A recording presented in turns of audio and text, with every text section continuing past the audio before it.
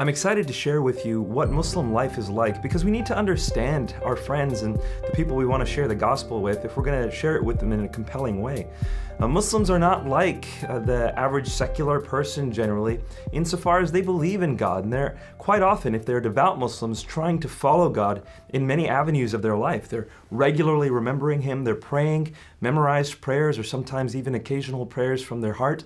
So let's take a look at what Muslim life was like, and I can share that with you from my story.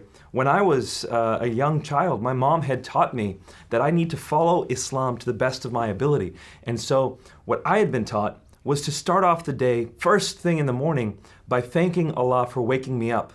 The prayer that I had memorized, I would recite in Arabic, Alhamdulillahilladhi ahyana ba'dama amatana wa alayhin nushur. I didn't know what that meant at the time. My mom hadn't taught me the translation. But later I found out what it meant was, all praise belongs to the one who gives me life, causes me to die, and will raise me up again. So it's a prayer thanking God for the afterlife, thanking Him for the fact that we will all be raised from the dead on the day of judgment. But it was also a reminder to thank God for waking me up from sleep, because sleep is a sort of death. Thank you, Allah, for waking me up every morning for the day. So that's how I would start the day before my feet left the bed. After leaving the bedroom, I would go to the bathroom to do a ceremonial washing. Before each of the 5 daily prayers, Muslims do a ceremonial washing. It's called wudu. And during the wudu itself, you're reciting prayers that you had memorized in Arabic. Well, while walking into the washroom to start the wudu, I would remember every day to walk in with my left foot first. And the reason why I would do that is because Muhammad is reputed to have done that whenever he went to do wudu. And as Muslims, devout Muslims anyway, we're supposed to try to follow Muhammad to the greatest degree possible, even in such a small detail as walking into the bathroom, how to do it. So we would remember Muhammad constantly in little steps of life. Well, then after washing up, I would go downstairs to the prayer rugs and I would pray the Fajr prayer, the first of the 5 daily prayers. And then after the Fajr prayer, I'd go to the breakfast table and my mom would give me food, but before eating, she would always say, Nabeel, what do we say before we eat? And I would say, Bismillahir Rahmanir Rahim, in the name of Allah, the most gracious, the most merciful. We would pray that small prayer before we did anything. And then we would eat the food, and after eating, my mom would say, what do we pray now? And I would pray a prayer thanking Allah for the sustenance and for making me a Muslim. And then she would send me out the front door. She'd remind me to recite a section of the Quran, a long section of Surah Al-Baqarah called Ayat al-Kursi. And then she would also say, recite that one section of the Quran, which is a prayer that Moses recited to Allah when he was supposed to speak before the Pharaoh. In the Quran, there are stories of biblical prophets. And in this case, the Quran says that Moses stuttered and he would ask Allah for wisdom and for the ability to speak. So my mom would remind me every single day to pray that prayer as I would go to school. Now, this all would happen before 7 o'clock in the morning. I mean, that's just how much we remembered Allah constantly as devout Muslims. And then as you grow up in life, I was, of course, in middle school, but then as I got older, you start to embrace more and more of an Islamic identity. You start using your Islamic lifestyle as a marker of who you are. You see yourself as a Muslim because when you go out into the public, my mom would point this out to me. She'd say, Nabeel, your face gives you away as a Muslim. It doesn't matter how good a student you are. It doesn't matter how great a person you are. Even if you were president of the United States, people would look at your face and say, he's a Muslim. Before anything else, you represent Islam, so see yourself as an ambassador of Islam. And so Islam was my identity. I would see myself in public as a Muslim. And adult Muslims, of course, they have their own lifestyles and customs. For example, a devout Muslim will not pay interest. It's illegal according to Sharia to pay interest. A devout Muslim will not eat pork, of course, or drink alcohol. These kinds of little lifestyle markers. But also then things that are more important to a man's heart, such as meeting at the mosque for prayers and then building community that way, spending time together during the month of Ramadan, fasting together. So Islam is more than just a set of beliefs, especially for people from the East. You don't separate yourself from your beliefs like that. Islam is who you are. It's your very life, your identity. And that's how we need to understand Muslims that we interact with. Unless they were born and raised in the West, more than likely they see Islam as a part of who they are, not just what they believe. So Muslims see their faith as their identity, but there are, of course, impacts of the Islamic faith on the way Muslims see the world. So the Islamic worldview is important to understand. And basically, the way Muslims see the world, devout Muslims, is Allah has created this world to worship Him, to serve Him. And this is why, by the way, a common Muslim name is Abdullah. Abdullah means the slave or servant of Allah. So Allah has then sent messengers to every single people throughout history in order for people to know who Allah is. According to Muslims, 124,000 such messengers called prophets have come to this world to lead every people group to Allah, to point to Allah. And so Allah has sent prophets such as Adam, Noah, Moses, Abraham, Lot, Jacob. All of these names show up in the Quran as messengers that Allah has sent to guide people. Now, according to the average Muslim, the full message was never given. It was only partial messages given to each people as it was required for their time. So for example, Muslims will often say that Moses received part of the message that he shared with his people, what they needed to hear, which was be willing to fight against the Pharaoh and the Egyptians in order to liberate yourselves. Whereas another part of the message was given to another prophet who is Jesus. Muslims believe that Jesus is a prophet and a Messiah, but not God himself. Jesus was given a part of the message, which was do not resist, show grace. And they believe that had Jesus been given the message to fight, then the early Christians would have been slaughtered. So Muslims say that Moses got part of the message, Jesus got part of the message, all these different people got parts of the message as their people needed to hear it. It wasn't until the final prophet, Muhammad, when one man was receiving the entire revelation and he was able to pass that on to the Muslims, to his followers. And that is the final revelation. No law would come after Muhammad. And so that's the way Muslims see the progression from the beginning of the world until the advent of Islam. Now, you may have noticed that I said Muslims believe Jesus is the Messiah, and that's true, they do. But they don't use the word Messiah the same way Christians do. And in fact, Jews don't use the word Messiah the same way Christians do. Everyone interprets that word slightly differently. The way Muslims see the Messiah is someone chosen by God to offer the reformed revelation of Judaism, try to bring people back to what Moses had taught.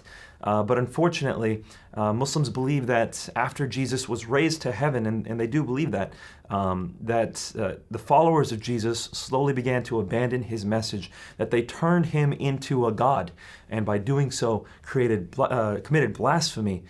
So the concept of the Messiah is that Jesus was a reformer, but that ultimately Christians started their own religion.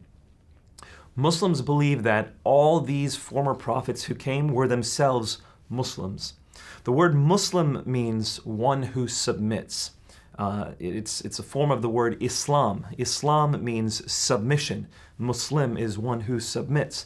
And so all the prophets, including Jesus, Moses, Abraham, etc., Muslims believe that they were all Muslims and their followers were Muslims because they submitted to Allah. It wasn't until later, when their messages slowly became corrupted, that people left their Islamic faith. And that's the important point here. Muslims believe that Judaism slowly became corrupted, that Christianity slowly became corrupted, and that Islam is the only incorruptible faith. Allah has miraculously guarded Islam. So Muhammad is the final messenger, the Quran is the final text. Those messages and the Quran will be guarded till the end of times, according to Muslims. Now, the essential message of Islam then is that we ought to submit to Allah. We ought to follow Him. So whereas in Christianity you may have come to realize that the essential message, the critical problem of mankind is that we have sinned and rebelled against God. That's not the case in Islam. In Islam, the essential message is we are all ignorant and we have all gone our own ways. And if we are just guided, if we're just told how to follow God, then we will and we can. And so we need to have rules to follow. And that's what Sharia is. Sharia is Islamic law. It's how you should live in order to submit to Allah. It doesn't come in the form of a book. You know, if you want to read the 613 laws that the Jews had to follow, the mitzvot, you just read the Torah. They're found there. That's not how Sharia works. It's much more complicated than that. You have the Quran, which is the book of the Muslims, the Holy Scripture. And then you have the traditions of Islam. You have the Hadith and the Sunnah. These are the things that Muhammad said and did. Muslims use those to interpret the Quran and to expand upon things not explicitly mentioned in the Quran.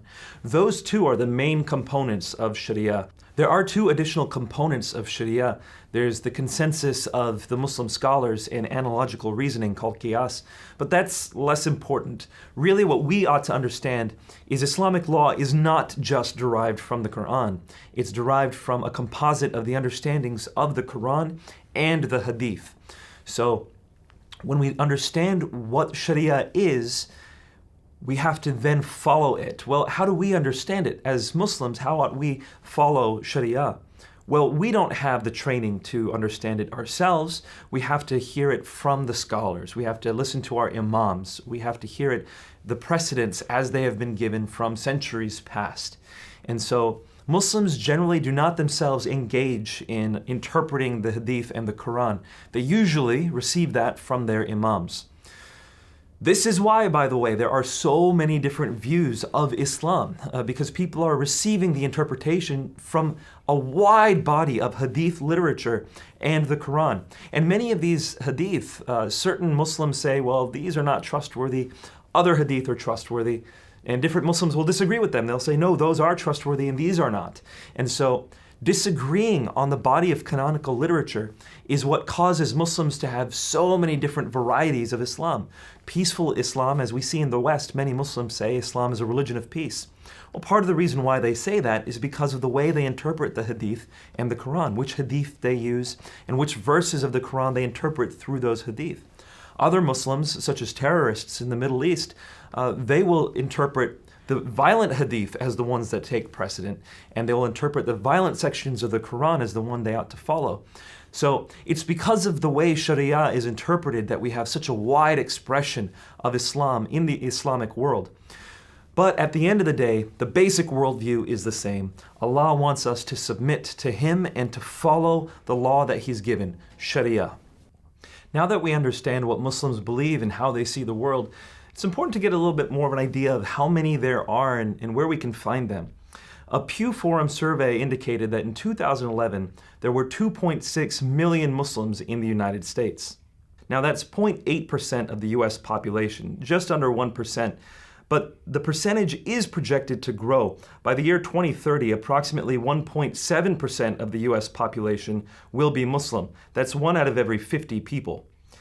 But when you put this number in global perspective, there are 1.61 billion Muslims around the world. That's a quarter of the world's population. Let's compare that now to the Christian demographic so we can get some perspective. The following year, a Pew Forum survey showed that there are 243 million Christians in the United States. That's 78%, over 3/4. And globally, there are 2.2 billion Christians in the world. That's 32% of the world's population. Now you might say, Nabeel, I don't think all those people are actually Christian. They probably don't follow Jesus or really understand the beliefs. And I would actually agree with you. These are people who self-identify as Christians. And the fact of the matter is, the same is the case for Islam. Not all the people who self-identify as Muslims are actually living an Islamic lifestyle. Many of them might be nominal Muslims. But when we take a look at the figures, 1/4 of the world does self-identify as Muslim. So it is important to understand how to interact with them and who they are. Around the world, there are various kinds of Muslims. Not all Muslims believe the same thing. There are 2 major branches of Islam. Sunni Islam, which makes up 80 to 85% of the Muslims in the world, and Shia Islam, which makes up about 10 to 13% of the Muslims. So if you run across a Muslim, chances are they are Sunni Muslim. And when you hear people talk about Islam, they're probably talking about Sunni Islam. The other 2 to 5% of Muslims around the world are various other sects of Islam that don't quite fit in easily into Sunni or Shia Islam. Now, around the world, Muslims often tend to point the finger at one another and say, you are not Muslim or you are not Muslim. For example, throughout most of the Middle East, less than 40% of Sunni Muslims see Shia as Muslim. But in certain places where Sunni and Shia live close to one another, like Iraq and Lebanon, they understand that they are Muslim. So we have to understand that there's a lot of division within Islam. And how ought we approach these Muslims? How ought we understand whether someone is a Muslim or not?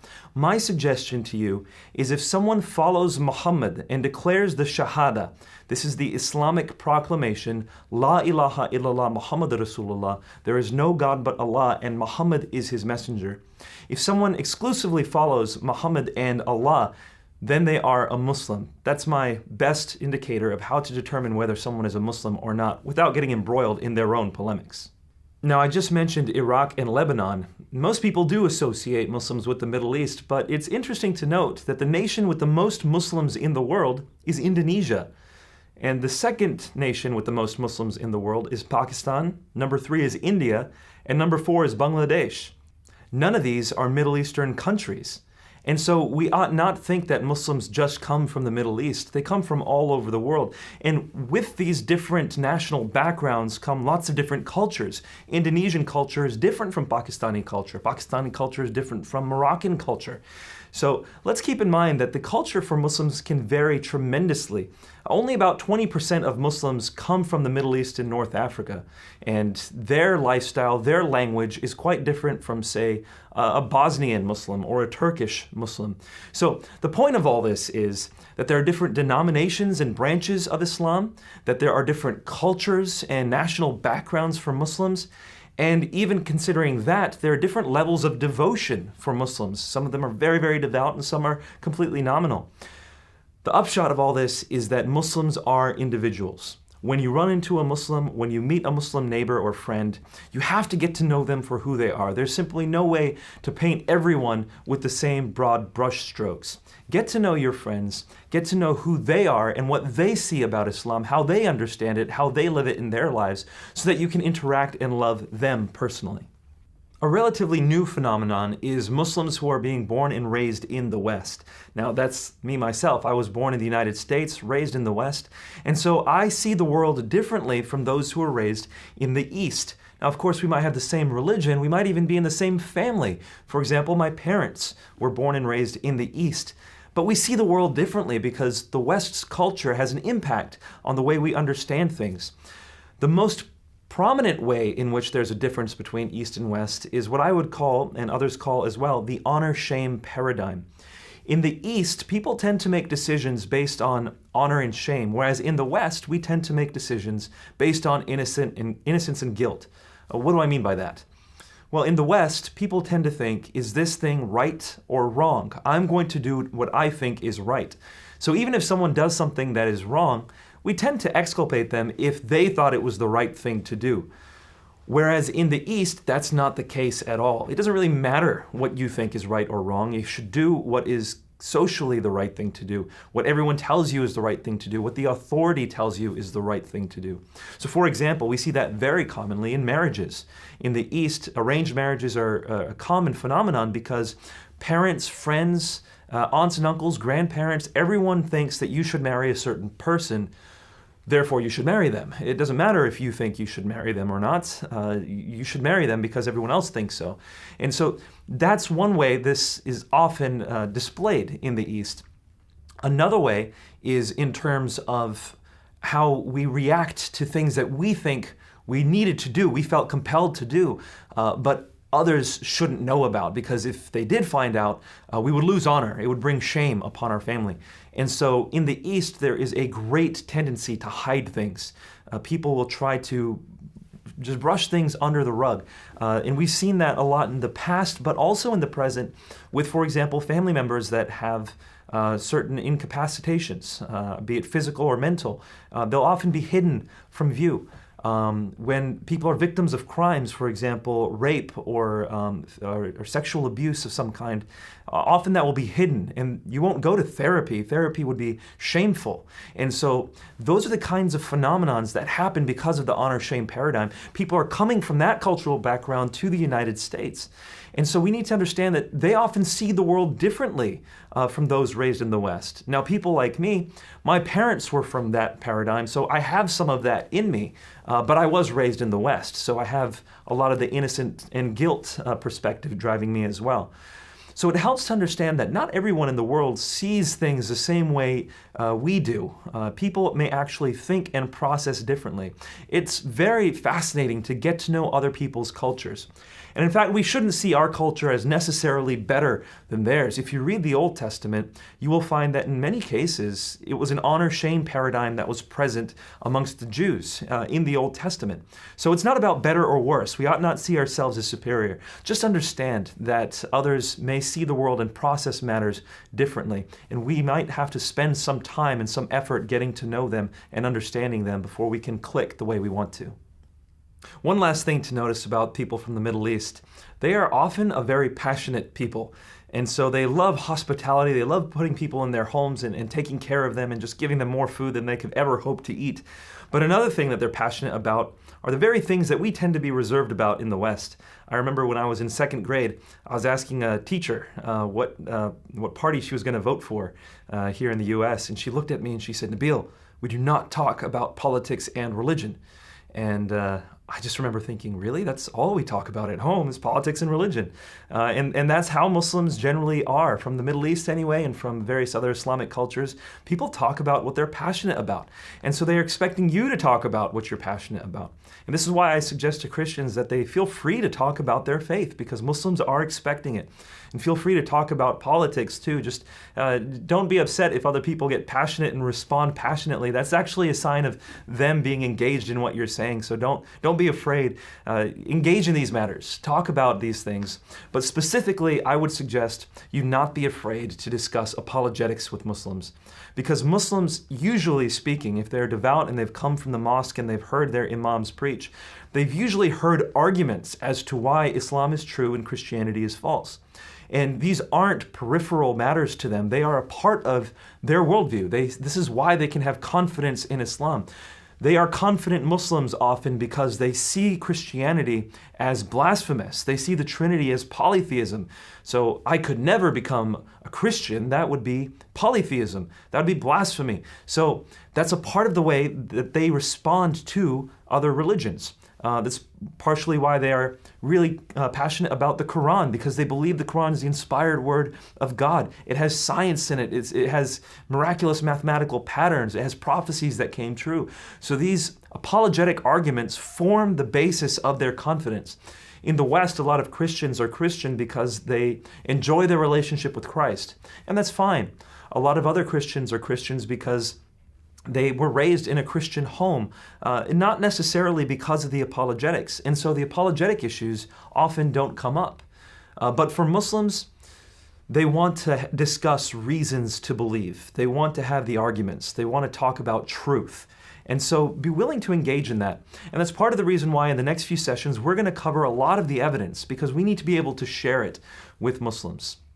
As part of my ministry here in the U.S. and around Asia and other parts of the world, what I do often when I encounter Muslims is I share the gospel with them, and then almost always they respond with questions about Jesus, about the Trinity, about the Bible.